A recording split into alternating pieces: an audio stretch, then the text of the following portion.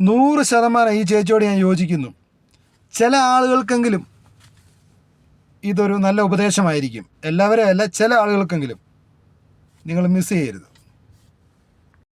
പൊതുവെ എല്ലാ കുടുംബത്തിലും ഈ ആൺഭരണമാണല്ലോ. സ്ത്രീകളെന്നും അടുക്കളയിൽ ഒതുക്കി കൂടി താമസിക്കേണ്ടവർ എന്ന് പറയുന്നവരാണല്ലോ. അപ്പൊ അതിൽ നിന്ന് ഒരു ചേഞ്ച് വരുത്തണമെങ്കിൽ ചേച്ചി ഏത് തരത്തില്? എന്ത് ചേഞ്ച് വരുത്താൻ? ഞാൻ എപ്പോഴും പറയുന്ന ഒരു മെത്തേഡാണ് ഇപ്പോഴും ഞാൻ പാലിക്കുന്നത്.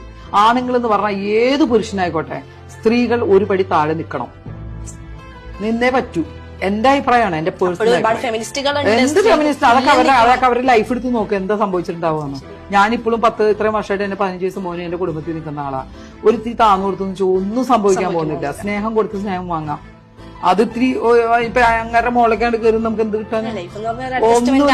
ഈ രണ്ടുപേരും കൂടെ ഒരുമിച്ച് നിൽക്കണം എന്നൊക്കെ പറയണതൊന്നുമല്ല. ആണുങ്ങളാണെങ്കിൽ ആണുങ്ങൾക്ക് ആണുങ്ങളുടെ ഒരു സ്ഥാനം കൊടുത്തു വെച്ചാൽ നമ്മുടെ ഭർത്താവല്ലേ, കൊടുത്തോ, എന്താ തെറ്റ്?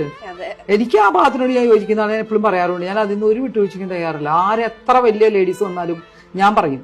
എനിക്ക് ഒരു പ്രാവശ്യം എന്നോട് ചോദിച്ചാണ്, ഞാൻ ഉച്ച സമയത്ത് ഞായറാഴ്ച എന്റെ വീട്ടില് ഫുഡ് ഭർത്താവും കുട്ടിയുണ്ട് കൊടുക്കാൻ വേണ്ടി ഞാൻ പറഞ്ഞു ഇപ്പൊ ഒന്ന് പോയിട്ട് വരാട്ടോ. പിന്നെ നിങ്ങൾക്ക് വേറെ പണിയില്ല, അവര് വേണേ എടുത്ത് കഴിക്കട്ടെ, നിങ്ങളാണ് വളം വെച്ച് കൊടുക്കണത്. ഞാൻ പറഞ്ഞു മോളുടെ ഭർത്താവ് ഇപ്പൊ ഉണ്ടോ? ഇല്ല, ഡൈവോഴ്സ് ആയല്ലേ, ഉണ്ടല്ലോ. എനിക്ക് താല്പര്യമില്ല, ഞാനൊന്ന് പോയിട്ട് വരട്ടെ, മോൻ ഇന്ന് ക്ലാസ് ഇല്ല, ഒരു ഞായറാഴ്ച അല്ലേ, ചോറ് ഞാൻ വിളമ്പി കൊടുത്തിട്ട് വരുമ്പോഴേക്കും എന്റെ ചോറുന്ന സമയമല്ലേ പോകുള്ളൂ, ഒരു പ്രശ്നമില്ല, ഞാൻ ഉണ്ടില്ലേലും വേണ്ടില്ല, അവരൊന്നും ഉണ്ടോട്ടെ. ഓടിച്ചെന്ന് അവരെ ഫുഡ് എടുത്ത് വെച്ച് തിരിച്ചു വന്ന് ഞാൻ ജോയിൻ ചെയ്ത ആളാണ് ഞാൻ പറഞ്ഞത്. അത് വലിയ കാര്യമായിട്ട് പറയണതല്ല, ലൈഫാണ്. കുറെയൊക്കെ നമ്മളെ